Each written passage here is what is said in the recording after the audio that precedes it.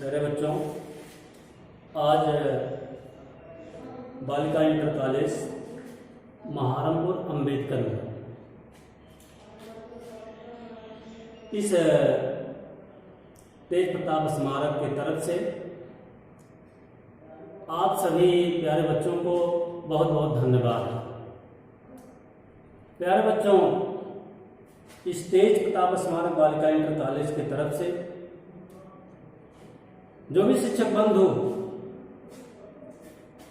Online के माध्यम से पठन पाठन का कार्य कर रहे हैं, आप लोग ध्यानपूर्वक मन लगा करके उसको पढ़ने का अवश्य ही पढ़िएगा, ताकि पठन पाठन का कार्यक्रम सुचारू रूप से चलता रहे, आपका अनुभव भी होता रहेगा, अध्ययन भी जारी रहेगा। आज मैं कक्षा 10 हिंदी सूरदास जी के द्वारा लिखा हुआ पद का 8वां पद ओधो मोहि ब्रज बिसरत नाही का पद पढ़ने जा रहा हूं। आप लोग इस ऑनलाइन के माध्यम से जो भी पद्य पढ़ाया जा रहा है उसकी व्याख्या अवश्य ही लिखते रहिए। प्यारे बच्चों, महाकवि सूरदास पद के माध्यम से भगवान श्री कृष्ण के कमलवत चरणों की वंदना करते हैं और उनके बाल लीला का वर्णन करते हैं।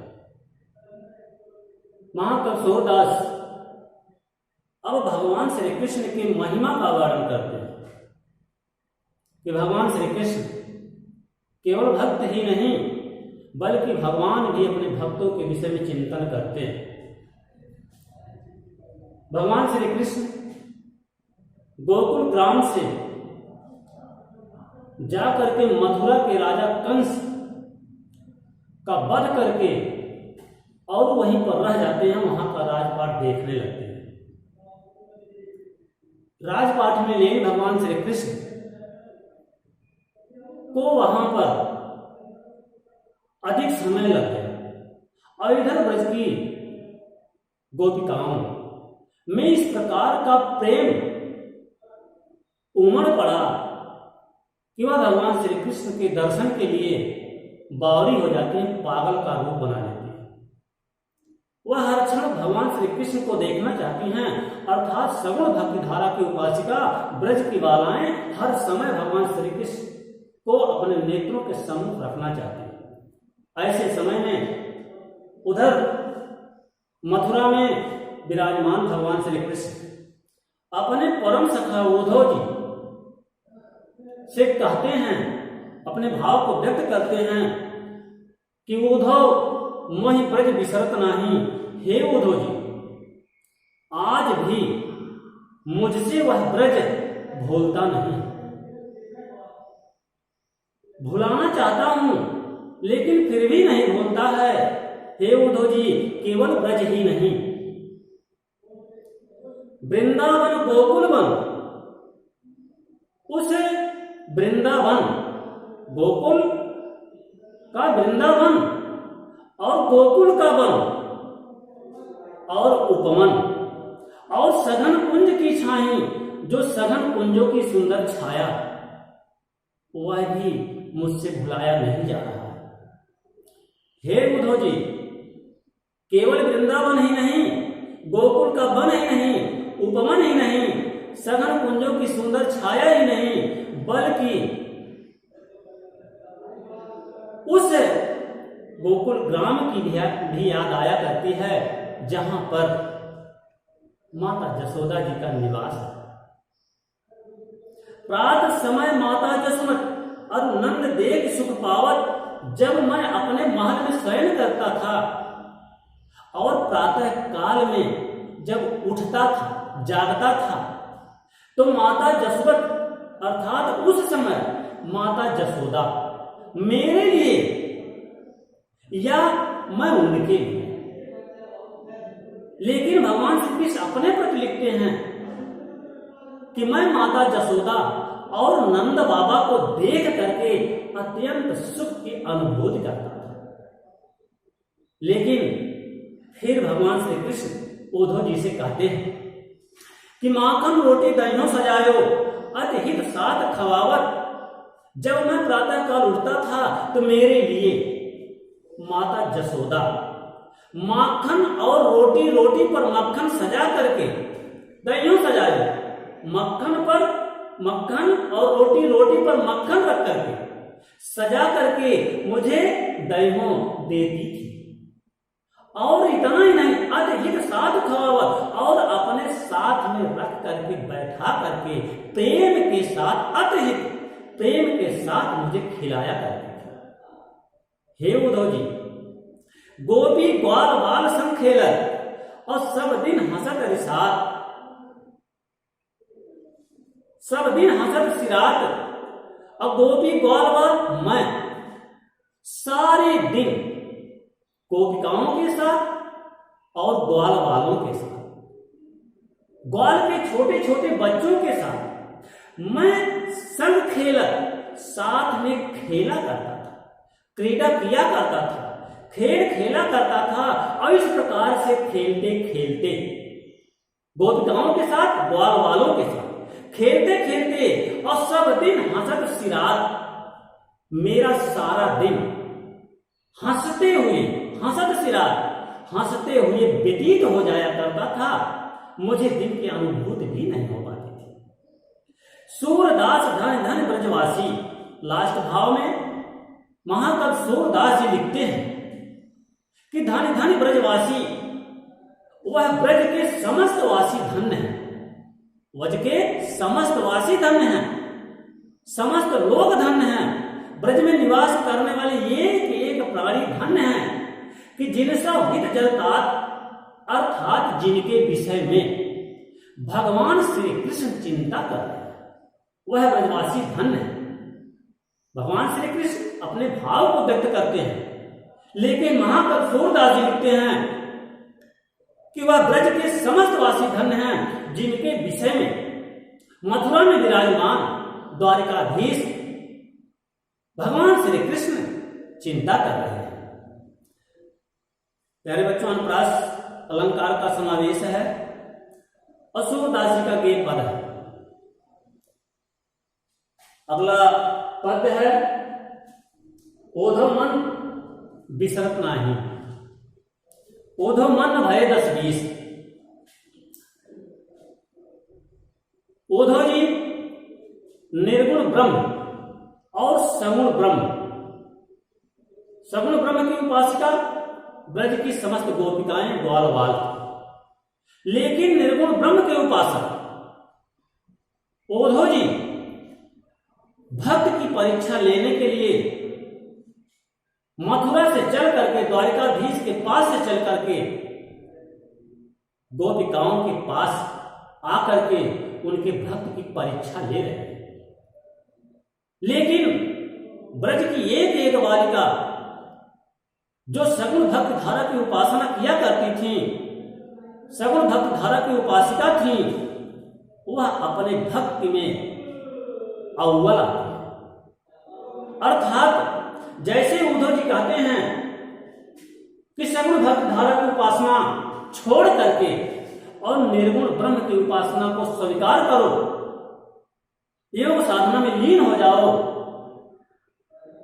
उसी समय ब्रज की बालिकाएं कहती हैं कि हे उद्धव जी, मन भय 10-20, हे उद्धव जी हमारे पास 10-20 हृदय नहीं है, एक ही हृदय है, 10-20 हृदय नहीं है। अर्थात एक हो तो सो गयो श्याम संग, अब को और राधा ईश, मेरे पास तो एक ही हृदय था और वह भी भगवान श्री कृष्ण के पास चला गया, मथुरा चला गया। अब को और राधा ईश, अब उसके अलावा मेरे पास दूसरा हृदय नहीं है जो कि मैं आपके द्वारा बताए हुए योग साधना की आराधना करूं। अर्थात हे उद्धव जी, हम समस्त सखियां भगवान श्री कृष्ण के बिना इस प्रकार से हो गई हैं कि इंद्रिय शिथिल भई बिन केशव, जो हमारे शरीर की समस्त इंद्रियां हैं बिना केशव के वह अधूरी हो गई हैं, अशोभाहीन हो गई, अर्थात उस प्रकार से शोभाहीन हो गई हैं जैसे अज्ञम देही बिन शीश, जिस प्रकार से बिना सिर और शरीर की सुंदरता अधूरी होती है, हे उद्धव जी उसी प्रकार से बिना श्याम सुंदर के, बिना प्रियतम अर्थात कृष्ण के हमारी शोभा अधूरी हो गई। हे उद्धव जी इतना ही नहीं, आशा लाग रहत नित श्वासा और जीवन कोटि बरिस, हे उद्धव जी प्रियतम के आगमन की प्रतीक्षा में, प्रियतम श्री कृष्ण के आगमन की प्रतीक्षा में हम समस्त सखियां आशा लगा करके और तम समसा रहत तम समसा अपने शरीर में, तन माने शरीर, अपने शरीर में आशा लगा करके हम श्वासा और श्वास को भरती रहेंगी, लेती रहेंगी।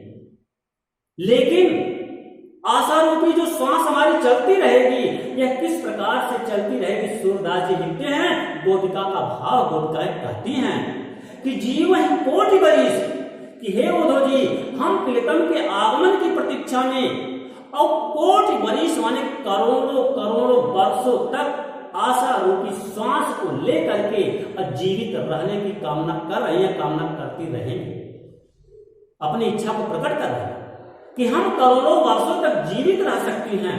हे उद्धव जी इतना ही नहीं, और तुम तो सखा श्याम सुंदर के, हे उद्धव जी आप हमारे प्रियतम अर्थात श्री कृष्ण के अधिष्टतम मित्र हैं।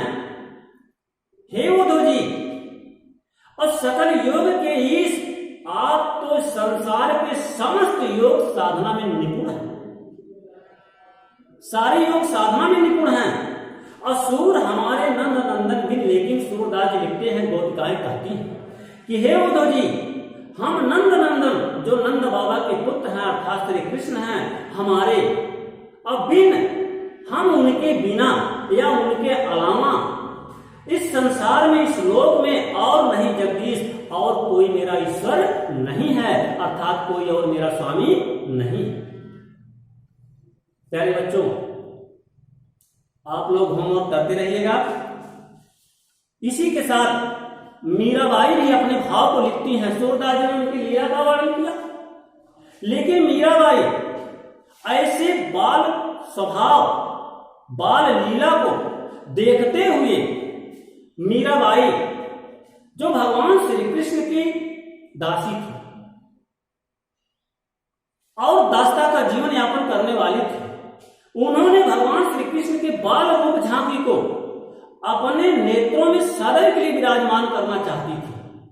पदावली में लिखा गया है कि बसो मेरे नयनन में नंदलाल, अमोर मुकुट मकराकृत कुंडल, अरुण तिलक दिए भाल, अमोहन मूरत सांवर सूरत, नयना बने विशाल, अधर सुधा रस मुरली राजत, उर बैजंती माल, अक्षुद्र घंटिका कट तट शोभित, नूपुर शबद रसाल, मीरा प्रभु संतन सुखदाई, भक्त वचन गोपाल। ऐसे सुंदर श्याम बन वाले भगवान श्री कृष्ण की सुंदर प्रतिमा को, मोहनी मूर्त, मन को मुग्ध कर लेने वाली मूर्ति को मीराबाई पदावली के माध्यम से भगवान श्री कृष्ण के उस झांकी को सदैव के लिए अपने नेत्रों में समाहित करना चाहते हैं।